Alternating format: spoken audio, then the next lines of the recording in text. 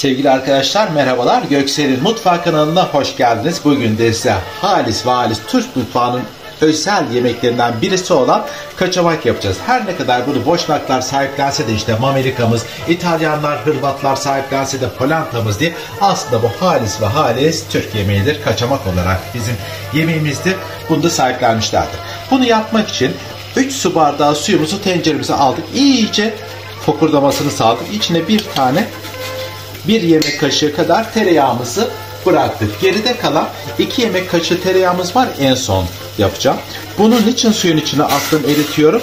Çünkü yavaş yavaş ekleyeceğim mısır unlarımızda daha kayganlık olsun diye. 1,5 su bardağı kadar da mısır unumuz var. Sürekli topaklanmasın diye bunu karıştıra karıştıra pişiriyoruz. Kıvam alıncaya kadar.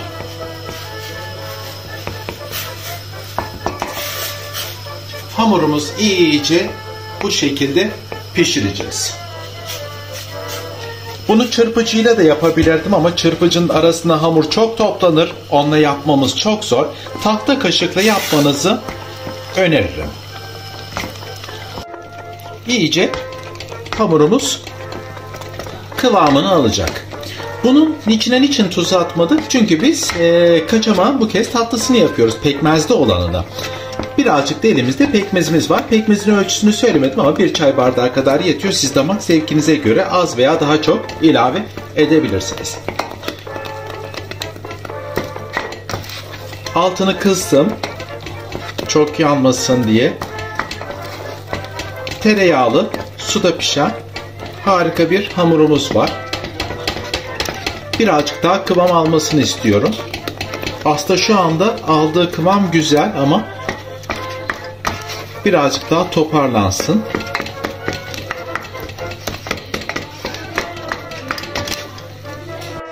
Artık hamurumuz oldu. Şu anda artık bunu servis tabağımıza almadan önce bir taraftan da tereyağımızın ben altını yakayım.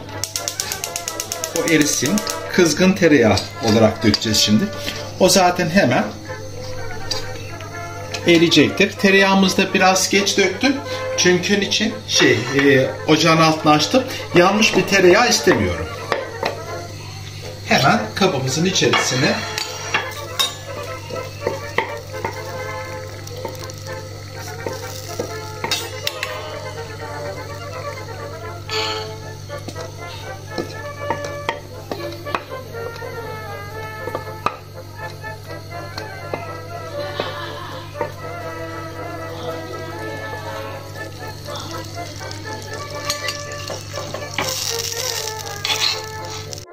şimdi tereyağımızı alalım.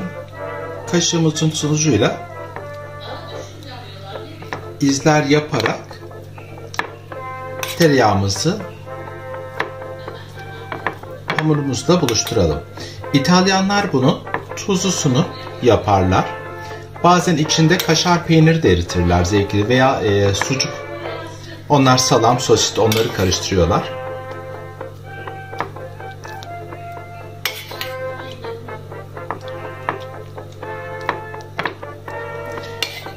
Kahvaltılarının vazgeçilmez yiyeceklerinden polenta derler. Bunun içine şimdi pekmezini de dökeceğiz. Tereyağı çekecek bunu. Çok da güzel oldu.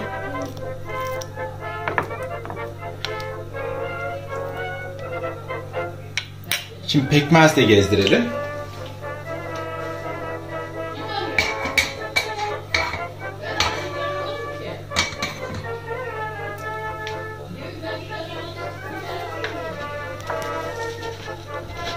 Elinde de çok güzel doğal pekmezim var.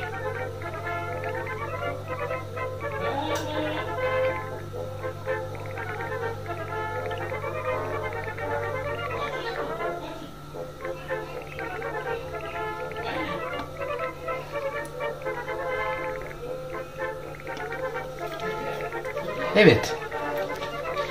Şekerli yani pekmezli kaçamağımızda İtalyanların polentası, Balkanların mamelakı olmuş oldu. Umarım sizler de evinizde yaparsınız. Özbeöz bizim kendi mutfağımıza aittir bu yiyecek.